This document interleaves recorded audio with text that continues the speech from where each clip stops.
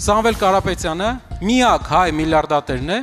որ դպրոցը սովորել է Հայաստանում, համալսարանը սովորել է Հայաստանում։ Ուժեղ Հայաստան կուսակցության խորհրդի անդամ Նարեկ Կարապետյանը փետրվարի 25-ին Տաշիր արենայում հանդիպել է երիտասարդների հետ։ Երիտասարդներին ներկայացվել է կուսակցության առաջնորդ Սամվել Կարապետյանի առաջարկած տնտեսական զարգացման 5 քայլերը եւ երիտասարդական քաղաքականության տեսլականը։ Գերազանց սովորող երիտասարդը պետք է ունենա անվճար կրթության հնարավորություն, բարձրագույն կրթության։ Մեր հարևան Վրաստանը այդ հարցը այս տարի լուծեց։ Կասկած ունենք, որ մենք էլ կարող ենք լուծել այդ հարցը։ Շնորհակալ եմ։